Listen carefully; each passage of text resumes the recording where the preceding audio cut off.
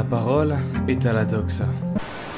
Pourquoi vous nous cassez tellement les couilles avec la différence d'âge entre Emmanuel Macron et Brigitte Macron? C'est très sexiste. En fait, selon certains sociologues, c'est parce qu'on a une vision sexiste du couple. Ce qui choque, c'est aussi qu'elle soit une femme. Est-ce que vous pensez qu'il y a un sexisme aussi? Oui, il y a beaucoup de sexisme. Est-ce que vous êtes là à casser les couilles quand il y a un mec qui a 25 ans de plus et sa meuf? Non, jamais. Tonight on AMC, celebrate Memorial Day with AMC.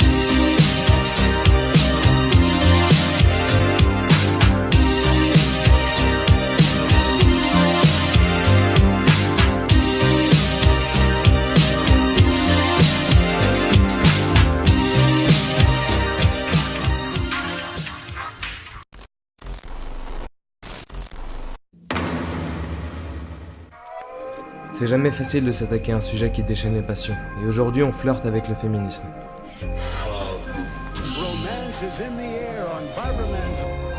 J'analyse la pipolisation du couple Emmanuel-Brigitte Macron. C'est un sujet dont je me fiche totalement, un peu comme vous, mais ça passionne jusqu'en Chine et ça a été l'un des moteurs de la popularité d'Emmanuel Macron. On s'en rappelle tous, on l'a vu des dizaines de fois en couverture de magazines en compagnie de Brigitte Macron, ils étaient à la plage, ils étaient dans des jardins, ça n'avait absolument aucun sens et pourtant ça passionnait, pourtant ça faisait vendre. Et c'est ça qu'on va essayer de comprendre. Pourquoi tout cet engouement? Il y a pas mal de féministes qui diront c'est parce qu'on a une vision patriarcale du couple et de la société qu'on est choqué, interloqué ou même quoi que ce soit par ce couple. Et pourquoi pas? Parce que la différence d'âge entre Trump et sa femme, c'est quasiment la même qu'entre Brigitte Macron et son mari. Et ce serait parce qu'on a été conformé par une société patriarcale à penser d'une certaine façon, à savoir l'homme peut être plus vieux que sa femme et pas le contraire, qu'on a cette réaction. On va s'attaquer à du sérieux, à du concret, et on va commencer par vérifier si notre société a bien une norme où l'homme est plus vieux que sa femme. C'est parti. On s'intéresse maintenant à deux statistiques. D'abord une statine C, l'âge moyen des mariés selon le sexe en 2016, où l'on perçoit un écart de 2,5 ans en moyenne entre l'âge de mariage des hommes et des femmes. À savoir, les hommes se marient à 37,8 ans et les femmes à 35,3. De l'autre côté, une stat BVA présentée par Genside qui nous montre que l'âge moyen pour être père en 2011, c'est 31,5 ans, tandis que pour la mère, c'est 30,1. Je tiens aussi à rappeler que les femmes sont plus vieilles dans le couple, uniquement 14% d'écart. On n'est pas devant une fabulation, il y a bien un écart réel entre l'homme et la femme par rapport à l'âge de procréation et de mariage. Reste maintenant à savoir si on est devant une norme abstraite ou s'il y a quelque chose de plus concret, biologique, de plus profond derrière ce phénomène. Pour comprendre ce phénomène, on s'intéresse à l'évolution de la fécondité chez l'homme et chez la femme. C'est un sujet sur lequel on est vraiment très différent. Chez la femme, on passe de 7 millions d'ovocytes, c'est-à-dire d'ovules au stade prénatal, à 400 à la puberté, qui s'épuise jusqu'à écoulement du stock, et là c'est la ménopause, fin de la fécondité chez la femme. En France, 7% des femmes de 40-44 ans sont ménopausées, contre 83% des femmes de 50-54 ans. La femme a donc une durée de vie reproductive allant de 13 à 50 ans environ, ce qui nous donne à peu près 37 ans. Chez les hommes, rien de comparable à la ménopause, mais quelque chose qui pourrait s'en rapprocher, le DALA ou andropause plus généralement, c'est-à-dire déficit en androgène lié à l'âge. En gros, un manque en testostérone si tu veux.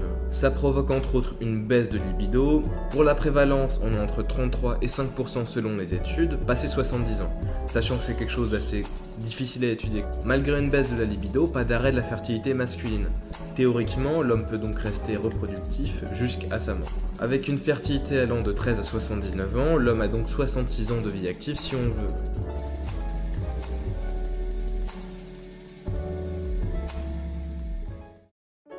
En ajoutant à toutes ces différences biologiques entre les sexes l'accroissement du patrimoine avec l'âge, on comprend aisément pourquoi l'homme est plus vieux que sa femme dans le couple, et pas l'inverse. Cette norme ne découle probablement pas d'un complot millénaire des hommes contre les femmes pour les dominer, mais de l'évolution naturelle des sociétés qui conservent uniquement les modèles leur conférant le plus d'avantages sur un point de vue évolutionniste, si je puis dire. Prenons simplement l'exemple inverse, une société où les hommes seraient plus jeunes que leurs femmes en moyenne dans le couple. Eh bien cette société ne fonctionnerait probablement pas. Les jeunes hommes n'ayant pas assez amassé de richesses et les femmes n'étant plus assez fécondes pour simplement perpétuer l'espèce. Ces coutumes ne seraient donc pas conservées dans le temps. Un peu comme Brigitte Macron. Revenons à notre sujet. L'emballement médiatique est d'abord populaire autour du couple Brigitte Rogneux et Emmanuel Macron. Eh bien cet engouement naît de la rupture de cette norme où la femme est plus jeune que son mari dans le couple. Norme brisée par un homme puissant puisque dans les arcanes du pouvoir depuis 2012 et donc d'autant plus passionnant. Mais revenons en 1993. Dans le rôle de Jocaste, Brigitte, dans le rôle d'Oedipe, Emmanuel. Brigitte Ozière est alors institutrice dans un lycée, dans sa classe, sa fille et un jeune homme de 15 ans, Emmanuel Macron. Vous connaissez la suite. Et là, bizarrement, personne ne s'insurge dans les médias, pas de... Non, ça va, c'est bon, ça passe. Bref, autant de tabous transgressés qui donnent naissance à autant de commérages. Et les commérages font le grain des magazines People, qui à travers leur couverture, où les Macrons sont toujours présentés sous leur meilleur jour, autant de couvertures qui feront aussi la popularité d'Emmanuel Macron, hein, qui agissent un peu comme des affiches de campagne neutres, si je puis dire. Et c'est grâce à cette neutralité feinte, parce qu'on se doute bien qu'il n'y a pas que l'envie de vendre beaucoup de magazines qui se cache derrière toutes ces couvertures.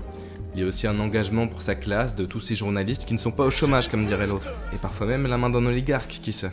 Bref, c'est cette neutralité, cette furtivité du message politique qui permet au passant de lever sa garde et à être ainsi impacté dans son inconscient.